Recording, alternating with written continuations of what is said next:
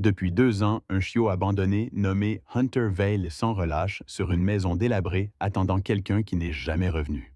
Les habitants du quartier murmurent des rumeurs de tragédie et de perte. Pourtant, personne n'a osé briser sa fidélité de fer. Jusqu'à maintenant. Lorsqu'un étranger bienveillant intervient, des secrets cachés éclatent au grand jour, révélant un héritage de danger menaçant tout le monde. Préparez-vous à une histoire de loyauté indéfectible, de mystères hantants et d'un dernier rebondissement qui bouleverse tout. Le vent glissait sur la rue déserte comme un souffle des choses oubliées. La maison au coin avait depuis longtemps succombé au poids du temps. Fenêtres peintes, porche poussiéreux, légèrement affaissé, comme accablé par ses souvenirs. Mais ce n'était pas la décrépitude qui attirait les regards. C'était le chien. Il se tenait là immobile près des marches, un berger allemand à la fourrure ternie par la saleté et les intempéries, les côtes marquant sa peau. Mais le porc fier et immuable. Les voisins ne connaissaient pas son nom, alors ils l'avaient surnommé le gardien fantôme. Depuis 2 ans, il n'avait jamais quitté ce jardin. Personne ne savait exactement quand il était apparu, mais il était là fidèle. Certains disaient qu'il attendait. D'autres pensaient qu'il avait perdu la raison, prisonnier d'une loyauté envers quelqu'un depuis longtemps disparu. Les enfants se lançaient des défis pour s'approcher de lui, mais seul un grondement sourd ou un regard fixe les accueillait. Personne ne le nourrissait, mais il survivait. Parfois, son aboiement perçait la nuit noire, glaçant le sang des habitants proches. Pourquoi restait-il là? Que gardait-il? Les rumeurs enflaient. On racontait l'avoir vu errer à la nuit, tomber la tête dressée à chaque bruit, le corps tendu comme un soldat en service. Mais au matin, il était toujours à sa place, assis, observant et attendant. Il ne courait pas après les voitures, ne mendiait pas, ne jouait pas. Il existait simplement pour cette maison. Puis un soir, quelque chose changea. Une voix d'enfant perça le silence. « Doggy » appela-t-elle doucement de l'autre côté de la rue. Hunter tourna la tête sans bouger, observant comme s'il cherchait quelque chose de familier dans ce visage inconnu. La mère de l'enfant les pressa, murmurant des mots durs et effrayés, comme si le chien était un fantôme à ne pas déranger. Puis des phares apparurent, tournant lentement au coin de la rue. Une voiture ralentit devant la maison. Les oreilles de Hunter frémirent, il se leva, queue immobile, yeux plissés. Celui-ci n'était pas comme les autres qui passaient, celui-ci s'arrêta. Le moteur s'éteignit, le silence retomba lourd comme avant l'éclat du tonnerre. Hunter fit un pas en avant puis s'immobilisa vigilant. La portière claqua. Une ombre descendit. Pour la première fois depuis longtemps, le regard de Hunter se fissura. Il pencha légèrement la tête, hésitant. Il y avait quelque chose de différent chez cette personne. Il ne grogna pas. Quelque chose allait changer. Claire Turner n'était pas revenue dans sa ville natale depuis presque 10 ans. Mais quelque chose dans le calme de ce lieu, les vieilles boutiques en briques, l'odeur de pain et la pluie ancienne persistaient dans sa mémoire. Elle n'avait pas prévu de s'arrêter devant cette maison en rentrant chez elle. C'était comme si quelque chose l'y avait attirée. Au début, elle n'avait même pas remarqué le chien. Puis, comme une ombre surgit du silence, il se leva. Leurs yeux se croisèrent, un fixe insondable lourd, d'une douleur qui dépassait la suspicion plus proche du chagrin. Elle ne fit pas un pas vers lui.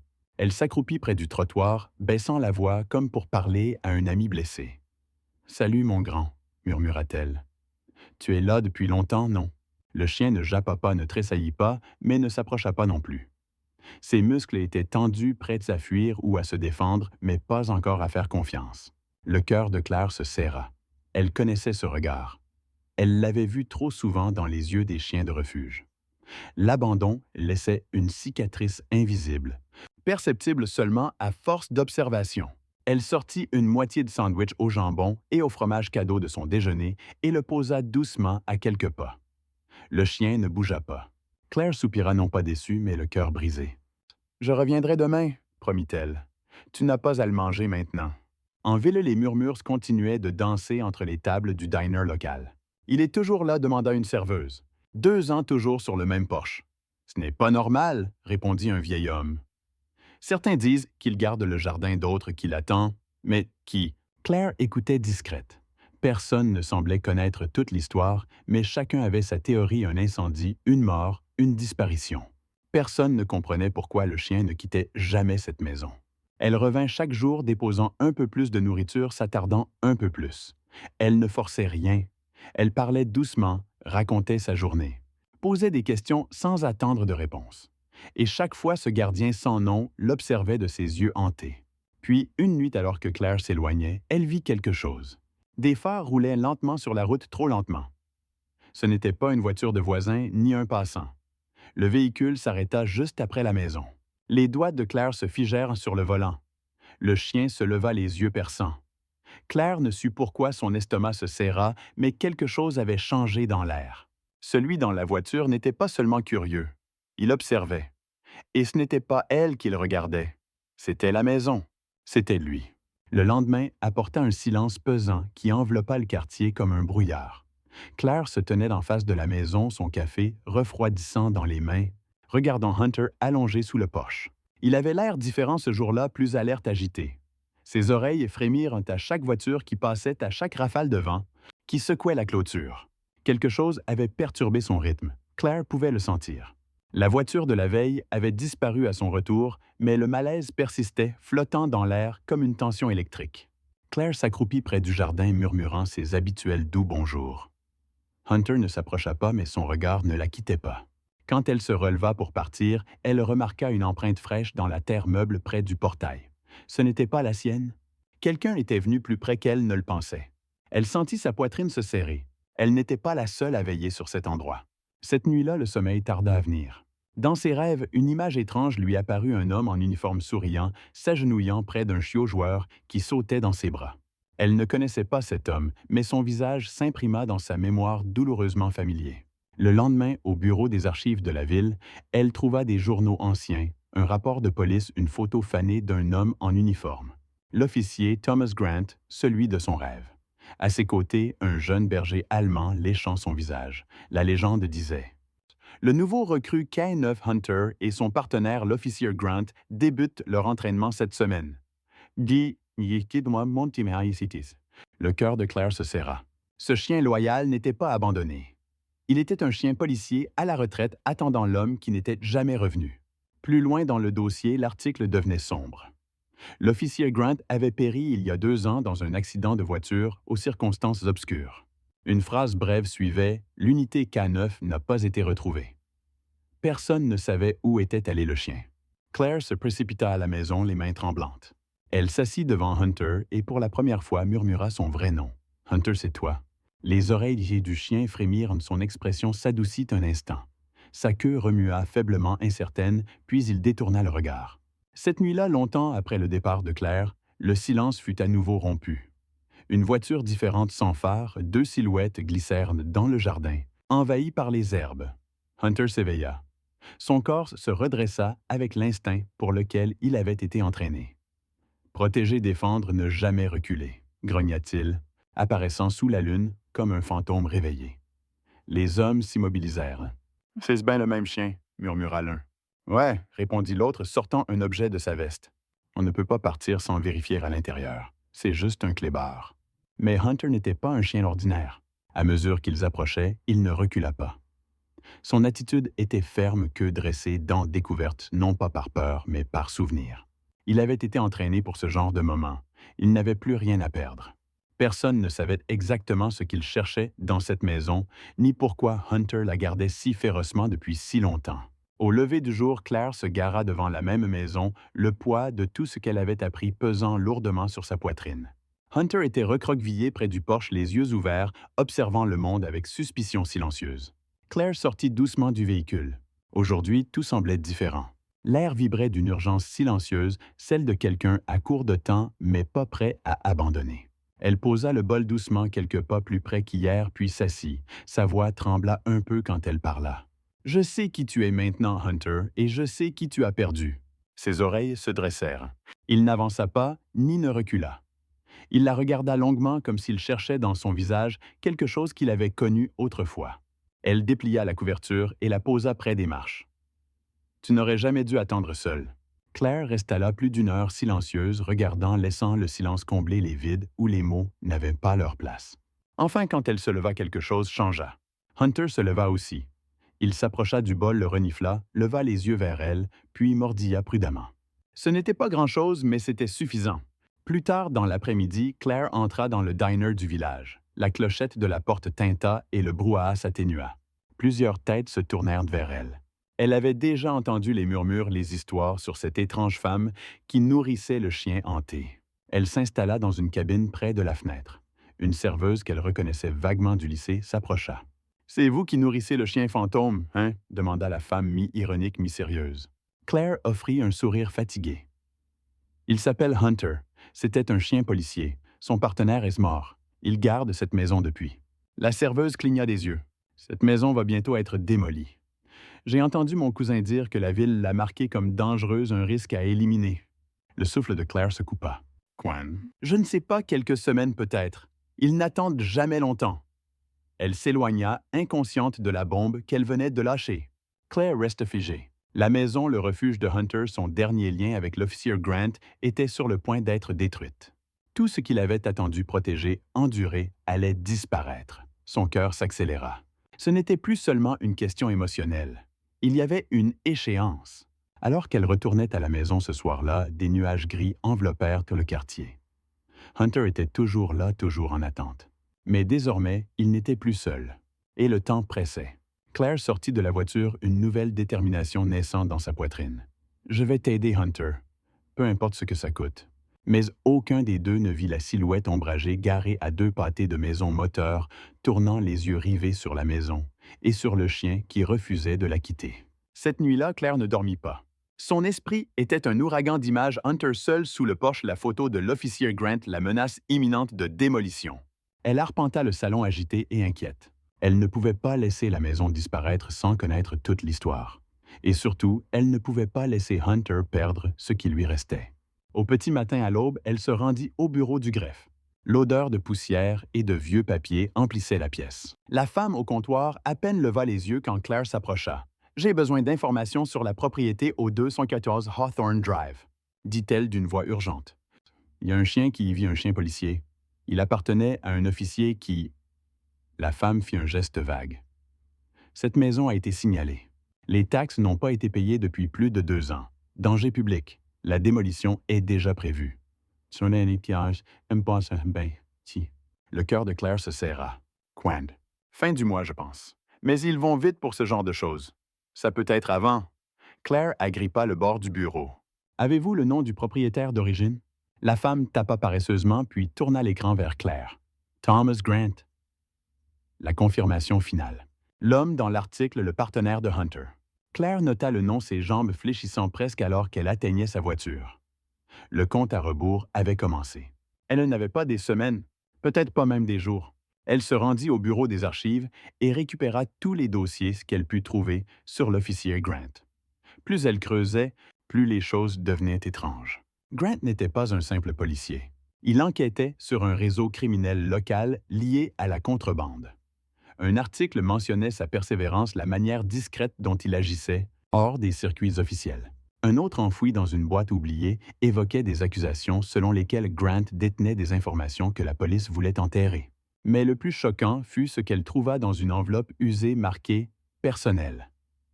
Un journal intime écrit à la main rempli de notes, noms, lieux et soupçons. Il suivait des personnes persuadées qu'un proche était impliqué. Claire resta assise dans sa voiture, le carnet sur les genoux. Était-ce ce que cherchaient ces hommes qui avaient rôdé dans le jardin trop effrayés pour aller plus loin?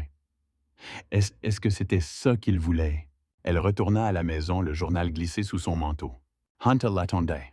Cette fois, quand elle s'agenouilla, il s'approcha sans hésiter et s'assit à ses pieds. Pas de grognement, pas de peur, juste une compréhension silencieuse. Claire lui caressa doucement la tête. « Tu savais » murmura-t-elle. « Tu gardais plus que des souvenirs. » Mais, au moment où un souffle d'espoir naissait, son téléphone vibra. Un numéro inconnu. Elle décrocha le cœur battant. « Je pensais que vous devriez savoir » dit une voix grave. « Quelqu'un fouillait autour de votre voiture hier soir. Pas des agents municipaux. Faites attention. » Le sang de Claire se glaça. Quelqu'un savait qu'elle s'approchait trop près. Cette nuit-là, Claire ne rentra pas. Sa voiture resta garée 3 maisons plus loin, cachée sous l'ombre d'un chêne. Elle s'assit côté passager, Hunter à ses côtés. Tous deux silencieux, tous deux en attente. L'appel d'avertissement tournait en boucle dans sa tête. Quelqu'un fouillait autour de sa voiture. Il ne se contentait plus de regarder. Il cherchait. Et quelque chose à l'intérieur de la maison avait encore assez d'importance pour qu'il prenne sur ce risque. Plus tard dans la nuit, deux silhouettes sortirent de l'ombre. Ils n'étaient pas du quartier. Ils ne frappèrent pas. Ils se déplacèrent rapidement traversant la cour latérale pour contourner la maison. Claire serra son spray au poivre dans sa poche. Hunter grogna doucement, son corps tendu alerte. Il n'aboya pas. Pas encore. Il avait été entraîné pour ça. Claire sortit de la voiture, la respiration courte, et se glissa derrière la vieille clôture. Elle les entendit chuchoter. Des voix étouffées, une dispute. Une voix était impatiente, en colère. « Je t'ai dit qu'il était là. Il ne traînerait pas dans ce taudis pour rien. » L'autre maugréa. « Et si les filles l'ont déjà? » Cela confirmait tout. Il ne supposait pas. Il savait qu'elle avait le journal. Hunter s'avança, ses pattes silencieuses sur la terre. Lorsqu'un des intrus tenta de forcer la porte latérale, Hunter bondit pas pour attaquer, mais pour intercepter. Il se planta au pied du porche, son grognement fendit la nuit. Les hommes s'arrêtèrent. « C'est le chien, dit l'un. » Ils sortirent quelque chose. Lampes, torches ou teas.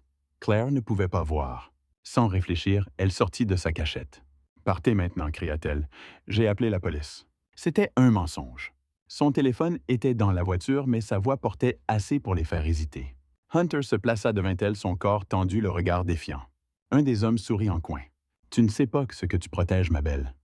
Ce clébard garde quelque chose de plus gros que tu ne le penses. »« Alors pourquoi tu fuis? » répliqua Claire. Le face-à-face dura un moment lourd et dangereux. Puis les intrus s'enfuirent, disparaissant dans l'ombre juste au moment où une voiture passante approchait, suffisant pour les effrayer. Claire tomba à genoux, les mains tremblantes serrant Hunter contre elle. Son corps tremblait aussi, non pas de peur, mais d'épuisement. Ses années d'attente de garde l'avaient usé, mais il avait tenu bon. Alors que Claire s'asseyait avec lui dans le jardin, l'adrénaline s'estompant, elle remarqua une fenêtre légèrement entr'ouverte avec des éclats de terre sur le rebord. Ils étaient entrés, peut-être pas cette nuit, mais auparavant, et ce qu'ils cherchaient n'était pas qu'un carnet. Le lendemain matin arriva enveloppé d'un silence étrange, ce genre de calme qui serre la poitrine comme un avertissement.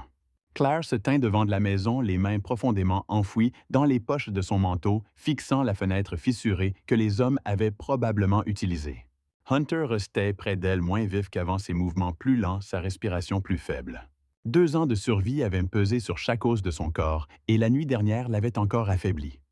Mais il la suivait sans hésiter. Une loyauté comme la sienne ne demandait pas de repos. Claire avait évité d'entrer dans la maison jusqu'à présent. Elle respectait son silence, sa sacralité. Mais maintenant, cela semblait nécessaire. Elle devait savoir ce qui se cachait derrière ces murs, ce qui valait qu'on prenne tant de risques. Poussant la porte, elle entra. L'air était lourd, chargé de poussière et de temps. Des cadres brisés ornaient les murs. Un manteau pendait toujours près de la porte comme si quelqu'un avait prévu de revenir. Ses yeux parcoururent le salon. Des journaux jaunis étaient empilés sur la table basse, certains datés de quelques jours avant la mort de l'officier Grant. Un petit album photo reposait à côté. Elle l'ouvrit délicatement. Des photos de Grant en uniforme de Hunter Tiot 22 en entraînement. Une photo lui coupa le souffle. Grant se tenait devant un mur en briques tagué d'un symbole qu'elle avait déjà vu, celui qui couvrait son journal. Ce n'était pas juste un symbole. C'était une marque, un avertissement, le blason d'un gang murmuré dans toute la ville.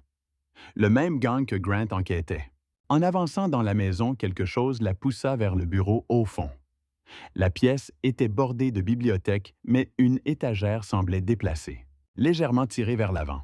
Claire s'approcha, remarqua des rayures au sol. Son cœur battait la chamade.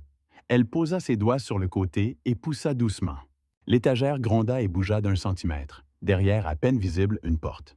Pas une pièce, une trappe dans le plancher cachée sous l'étagère. Claire s'agenouilla et fit glisser ses doigts sur les bords. Il y avait un petit trou de serrure. Un cadenas ancien mais solide. Elle recula sidérée. Qu'est-ce que c'était? C'est ce qui pouvait bien être caché sous le plancher d'une maison inhabitée depuis des années. Qu'avait Grant enfermé avec tant de soin? Que même des criminels entraînés ne pouvaient trouver. Elle sortit à nouveau le journal, feuilletant les pages, cherchant un indice pour une clé. Une note dans la marge attira son attention. Grant y avait écrit « Quand ils viendront, protège-le d'eux. Garde-le en sécurité. Il le gardera mieux que n'importe quel coffre-fort. » Claire regarda Hunter. Il n'avait pas seulement attendu. Il avait gardé un secret que son partenaire lui avait confié. Alors qu'elle s'apprêtait à appeler quelqu'un, n'importe qui, le plancher derrière elle craqua. Elle n'était pas seule dans la maison. Claire resta immobile. Son souffle se bloqua alors que le craquement se répétait, suivi du bruit net d'un autre pas. Elle n'imaginait pas. Quelqu'un d'autre était là. Hunter, juste derrière elle, se raidit le corps bas les oreilles, plaqué en arrière, en attente. Claire se leva lentement, le cœur battant comme un tambour de guerre. Ses doigts frôlèrent le bord de la trappe cachée alors qu'elle se retournait prête à affronter un danger qu'elle ne pouvait pas gagner. Puis, une voix s'éleva dans le couloir sombre, ferme mais prudente. « Bonjour, y a-t-il quelqu'un? » Ce n'était pas la voix qu'elle attendait. Ce n'était ni froide ni menaçante. Elle était familière. Un homme apparut portant une veste de shérif marron et tenant une lampe torche. Ses yeux croisèrent ceux de Claire et son expression passa de la méfiance à la reconnaissance. « Claire Turner ?» demanda-t-il. « Je suis le député Logan Hayes.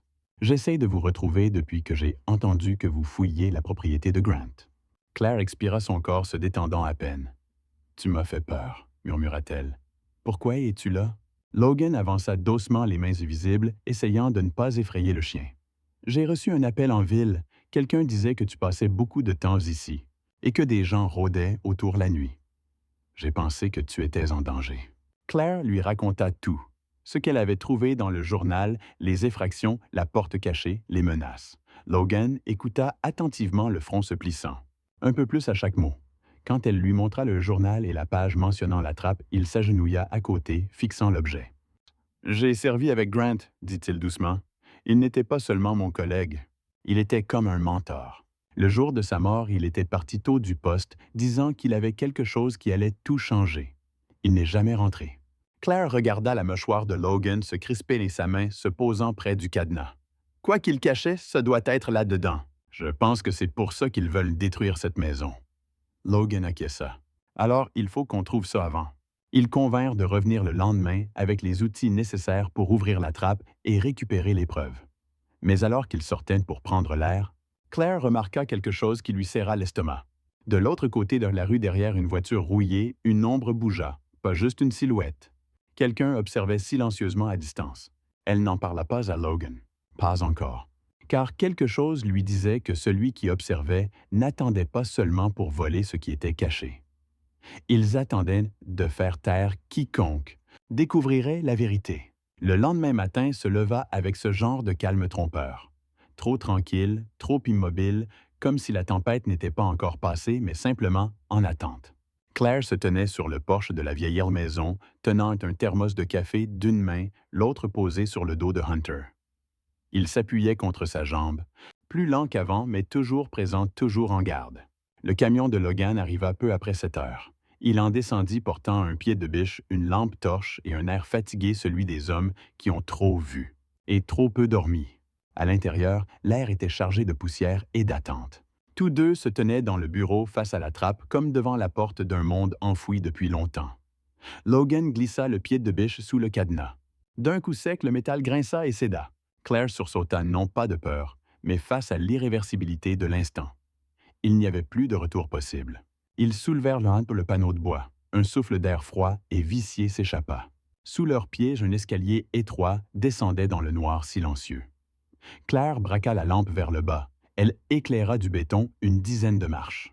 Pas de mouvement, pas de bruit, juste cette étrange sensation de poids, comme si le passé avait son propre battement. Ils descendirent ensemble. Hunter resta en marche, observant. Le sous-sol était petit, ressemblant plutôt à un bunker scellé. Des étagères bordaient les murs, certaines remplies de boîtes, étiquetées, numérotées, d'autres vides, comme si quelqu'un avait fouillé ici mais avait abandonné trop tôt. Dans un coin, un coffre métallique était scellé par des couches de ruban adhésif et couvert de poussière. Logan s'en approcha, déchira le ruban et ouvrit lentement le couvercle. À l'intérieur, des piles de dossiers, des enveloppes manilles, des photos et une petite clé USB noire. Claire la prit avec précaution. Les dossiers portaient des étiquettes manuscrites avec des noms correspondant à la liste du journal de Grant, politiciens locaux, hommes d'affaires. Même un officier de police en fonction. « Voilà », murmura Logan. « C'est ce qu'ils cherchaient, ce dont ils avaient peur qu'on découvre. » Mais les mains de Claire tremblaient en ouvrant un dossier. À l'intérieur, une photo montrait un homme remettant un sac de sport à un autre dans un entrepôt. Le second portait un badge. Claire reconnut le symbole. le même blason de gang que sur les photos de Grant. Ce n'était pas qu'une affaire de corruption. C'était un réseau. Grant montait un dossier qui aurait fait tomber la moitié des pouvoirs de la ville. La voix de Logan rompit son choc. Claire regarde ça. Elle tourna la tête. Il tenait un harnais usé de chien policier, celui de Hunter. Il avait été soigneusement rangé comme en attente du jour où il serait à nouveau nécessaire. Dans la pochette du harnais, une note scellée dans du plastique. Claire l'ouvrit. « Si quelque chose m'arrive, fais-lui confiance. Il ne cessera jamais de garder ce qui compte. » Sa gorge se noua. Elle regarda vers les escaliers où Hunter attendait les yeux fixant le bas, la queue immobile. Il avait fait exactement ce que son partenaire lui avait demandé. À travers la neige, les tempêtes, les années, il n'avait jamais cessé de me garder. Mais avant qu'il ne puisse dire un mot, un bruit sourd retentit à l'étage. Claire et Logan se figèrent. Hunter grogne basse fermée. Quelqu'un d'autre était dans la maison. Le silence ne dura pas. Un autre bruit se rapprocha suivi du grincement du plancher juste au-dessus de la porte du sous-sol. Logan leva un doigt aux lèvres demandant à Claire de rester derrière lui tandis qu'il s'avançait lentement vers l'escalier, arme sortie. Claire serra la clé USB et les dossiers. Contre sa poitrine, son pouls battant à tout rompre. Hunter restait en baba et tendu, prêt à attaquer ou à se calmer sur signal. Il n'avait pas besoin d'ordre. Il lisait l'air comme un instinct. Des pas se rapprochaient mesurés et délibérés. Celui qui était entré ne se précipitait pas. Il ne cherchait pas à tâtons. Il savait où il allait. Les pensées de Claire s'emballèrent. Avait-il été suivi dès la découverte de la trappe? Étaient-ce les mêmes hommes que ceux d'avant passant enfin à l'action? Ou bien était-ce quelqu'un d'autre plus proche de la corruption? L'officier Grant était mort en essayant de tout révéler. Logan atteignit le haut de l'escalier alors que la porte du sous-sol s'ouvrait lentement. Une ombre apparut. Un homme grand et mince vêtu de noir, la casquette tirée bas. Une autre silhouette le suivit plus massive, une cicatrice traversant sa joue. Le premier à regarder le sous-sol, dit-il. « Ils ont trouvé, » murmura l'autre. « Je te l'avais dit, ce chien ne gardait rien. » Hunter grogne fort ce relevant brusquement. L'homme à la cicatrice fit un pas en avant. Logan sortit de son arme. « Ne faites pas ça, » prévint-il. La tension monta d'un coup. Le plus petit sortit une arme la pointant vers le sol. « On ne veut tuer personne, » dit-il, mais le ton disait le contraire. « Donnez-nous juste la clé USB. » Le cœur de Claire se serra. Il savait. Ses mains serrèrent plus fort la preuve. Logan jeta un coup d'œil en bas de l'escalier, le message clair. « Préparez-vous. » Puis tout explosa. L'homme à la cicatrice se jeta en avant. Logan tira. Un éclair, un bruit assourdissant. La balle rata frappant le mur pendant que l'homme se baissait. Le second homme se rua en avant. Claire cria. Hunter, comme réveillé par un ordre oublié, bondit dans les escaliers avec une force terrifiante. Il plaqua le deuxième homme au sol, le faisant tomber dans le couloir. Claire recula serrant la clé USB. Au-dessus, les meubles grincèrent, le chaos éclata. Logan luttait pour tenir bon. Des grognements, des cris, les aboiements furieux d'Hunter. Tout se mêlait dans un vacarme violent qui secouait la maison. Un homme tenta de fuir. Hunter attrapa sa jambe, ses dents s'enfonçant profondément. L'homme hurla de douleur. Logan renversa l'autre, le projetant au sol. « Claire !» cria-t-il. « Pars d'ici maintenant !» Mais Claire ne bougea pas. Elle grimpa à mi-chemin des escaliers, se cachant derrière l'encadrement de la porte, sortant son téléphone pour composer le 911. « Officier à terre !» dit-elle essoufflée. « Plusieurs intrus 214 Hawthorne Drive. Nous avons des preuves. Dépêchez-vous. » L'homme à la cicatrice se libéra enfin, poussant Logan vers la porte d'entrée. « On reviendra !» cria-t-il. « Tu crois que c'est fini? » Hunter se tenait dans l'embrasure rigide, la gueule ensanglantée, les yeux sauvages et sans peur. La porte claqua. Les pas s'éloignèrent. Le silence qui suivit n'était pas paisible. Il était lourd de tout ce qui n'avait pas été dit. Claire regarda Logan meurtri mais vivant. Il lui adressa un signe grave. Ils avaient tenu la ligne. Mais désormais, il n'y avait plus rien à cacher.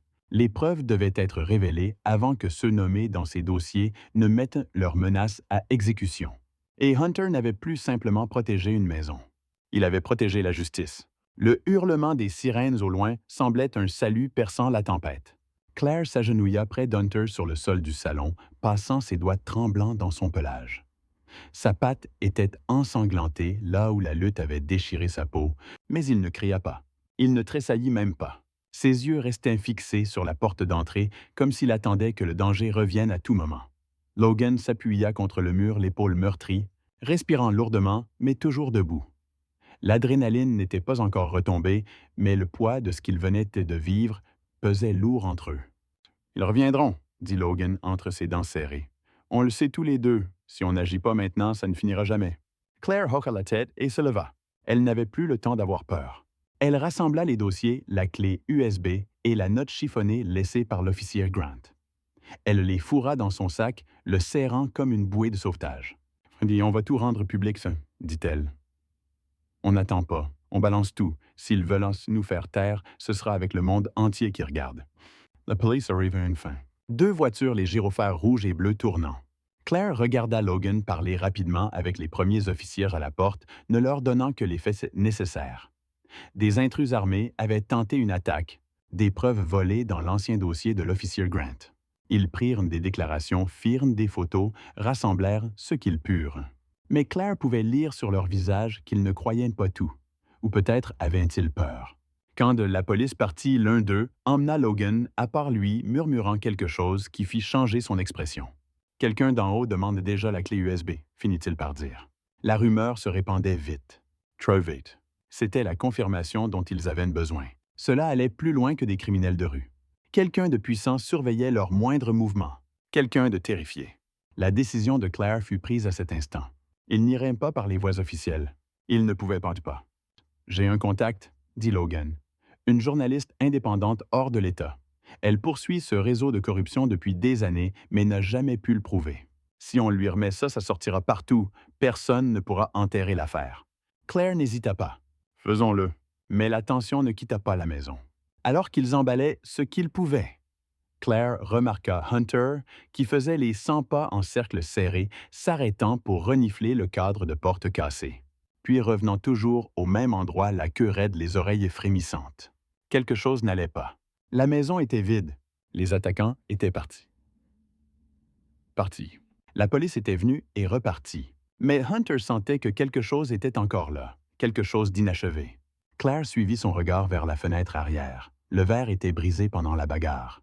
Dehors, derrière le jardin des phares, scintillèrent, puis disparurent derrière la colline.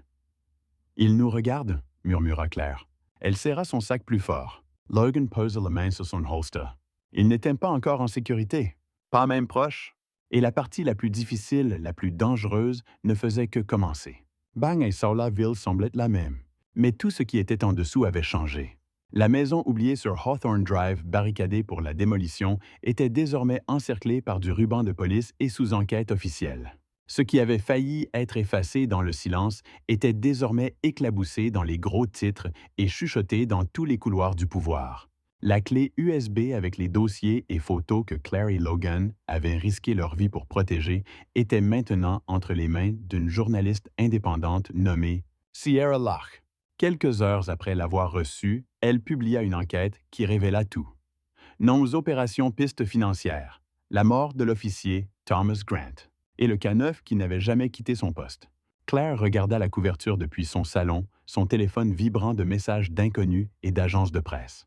Mais ses yeux restaient rivés à l'écran quand une photo apparut.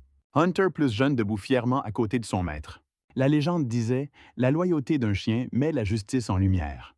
Plus tard dans l'après-midi, Claire et Logan se tenaient devant le tribunal alors que les journalistes s'agglutinaient autour d'eux.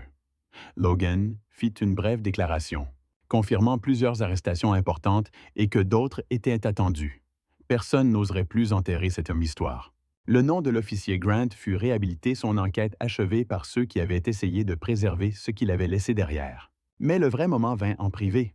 Une petite cérémonie eut lieu devant la maison pour quelques membres de l'unité K9 Logan Claire et quelques parents survivants de Grant.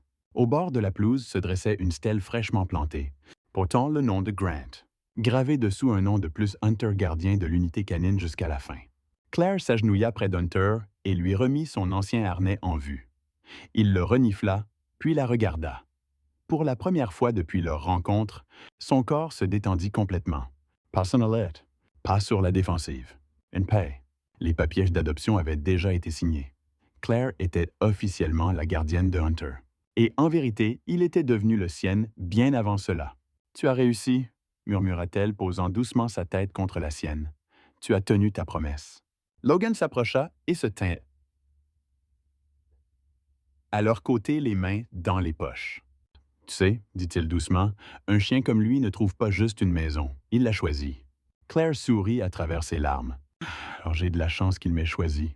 Alors que le soleil déclinait, jetant une lumière dorée sur le jardin, Hunter s'assit droit à côté de la femme qui avait refusé de partir. Derrière eux, la ville changeait. Les mensonges avaient été dénoués, le pouvoir avait changé de main et la vérité avait percé à la lumière. Mais en cet instant, rien de tout cela n'avait plus d'importance. Que cette simple vérité, un chien avait attendu. Une femme avait écouté. Et ensemble, ils avaient fini une histoire que personne d'autre n'avait eu le courage de raconter. Le passé ne hantait plus cette maison. Il avait enfin trouvé la paix. Ceci